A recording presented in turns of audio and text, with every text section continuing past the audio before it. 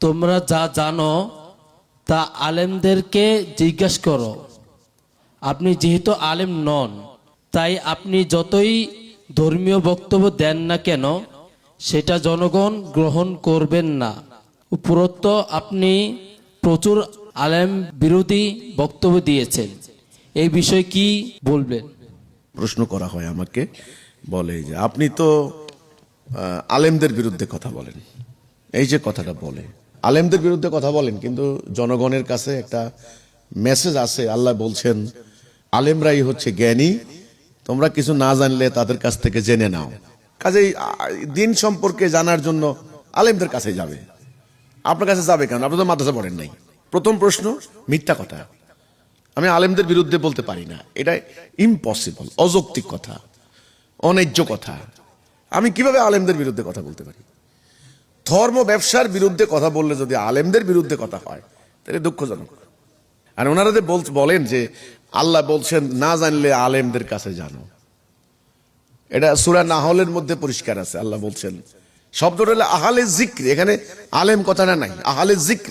সূরা হিজরের 9 নম্বর আয়াত আল্লাহ বলছেন যে এই জিকির আমি নাজিল করেছি, সুতরাং সংরক্ষণের দায়িত্ব আমার। তাইলে জিকির শব্দটার অর্থ কি? আহলে জিকির মানে কি? জিকির মানে স্মরণ করা। কোনটা স্মরণ করবে? ন্যায় অন্যায়, সত্য মিথ্যা, বৈধ অবৈধ, এই জ্ঞানের কথাই আল্লাহ কোরআনে বলেছেন বাইয়িনা দীনুল কাইয়্যিমা। এই কাইয়্যিম থেকে শব্দটা আসছে সনাতন, চিরন্তন, শাশ্বত। ন্যায় অন্যায়ের যে জ্ঞান, এটা কিন্তু কাইয়্যিমা।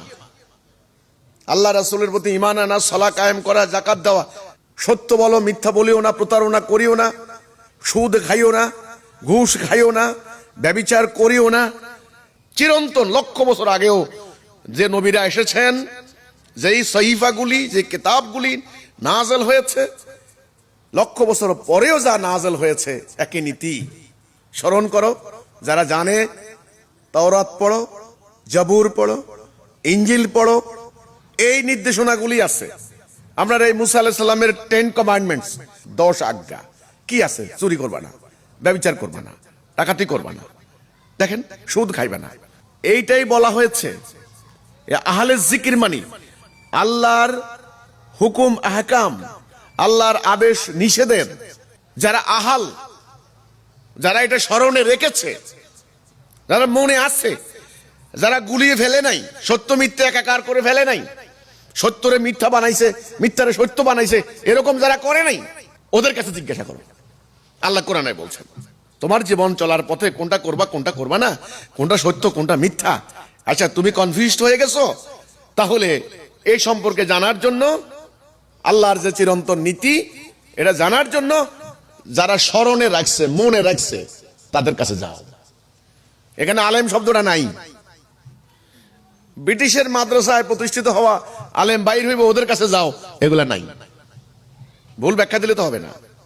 আমি যখন কথাগুলা বলছি, এবার আমার কথাগুলাকে এবার যাচাই করেন যে আমার কথাগুলা সেই আল্লাহর চিরন্তন নীতির পরিপন্থী কিনা, ন্যায় অন্যায়, আমি যেগুলো বলছি ন্যায়সঙ্গত কথা বলছি কিনা, সত্য বলছি কিনা। যদি আমি সেটা বলে থাকি তাহলে আমি হব আহলে জিকির। একজন কৃষক যদি বলে থাকে তিনি হবেন আহলে জিকির। আর মাদ্রাসার মহান মুফতি, মৌলবী, শায়েখ, তিনি যদি ন্যায় অন্যায় আলাদা না করেন, তিনি যদি ন্যায়সঙ্গত কথা না বলেন, অন্যায় কাজ করেন, তাহলে তিনি আহলে জিকির হবেন না। যেমন একটা উদাহরণ দেব, দ্বীনের বিনিময়ে নেওয়া। আসেন, আহলে জিকির কারা? দ্বীনের বিনিময়ে নেওয়া সমস্ত নবীদেরকে আল্লাহ, এখানে যত নবীর নাম উল্লেখ করা হয়েছে ম্যাক্সিমাম আয়াতে পাবেন আপনি, নবীরা বলেছেন আমরা এর কোনো বিনিময়ে চাই না, আমরা আমাদের বিনিময় রয়েছে আল্লাহর কাছে। তাইলে দ্বীনের বিনিময় নেওয়া যাবে না? এটা একেবারে মানে চিরন্তন নীতি আল্লাহর। তাওরাতে, জবুরে, কিতাবে অন্যান্য নবী, হুদ আলাইহিস সালাম, সালেহ আলাইহিস সালাম, সুলাইমান আলাইহিস সালাম, মুসা আলাইহিস সালাম, ঈসা আলাইহিস সালাম, ইব্রাহিম আলাইহিস সালাম, সব নবীরা এই কথা বলেছেন, আমরা কোনো বিনিময় চাই না। এখন যদি এই যুগে কেউ যদি ধর্মের কাজ করে বিনিময় নেয়, তাহলে এই লোকটা আহলে জিকির নয়। আল্লাহর হুকুম আহকাম এটা তার মনে নাই, এটা তার স্মরণে নাই, এজন্য সে রাখে না, সে আহলে জিকির হবে না, সে আলেম হবে না। যারা এটাকে মেনটেন করবে, যারা মানবে, তারা হবে আহলে জিক্র। তো আজ আপনি যে বললেন যে আপনার কাছে কেন আসবে, আমার কাছে আসতে হবে এই জন্য, আমি আল্লাহর যেটা হারাম করেছেন সেই হারামটাই কথা বলছি, আল্লাহ যেটা হালাল করেছেন সেটা নিয়েই কথা বলছি। আর আমি আলেমদের বিরুদ্ধে, ঢালাওভাবে আলেমদের বিরুদ্ধে আমি কথা বলি নাই, এটা মিথ্যা কথা। আমি সে সমস্ত লোকের বিরুদ্ধে কথা বলছি যারা আলেম নাম ধারণ করে ধর্মের অপব্যাখ্যা দিচ্ছেন, অপব্যবহার করছেন, গুজব রটনা করছে, মিথ্যা কথা বলছে, ধর্ম ব্যবসা করছে। তাদের ব্যাপারে কথা বলার কারণে আলেমদের বিরুদ্ধে কথা হয়ে যায় না।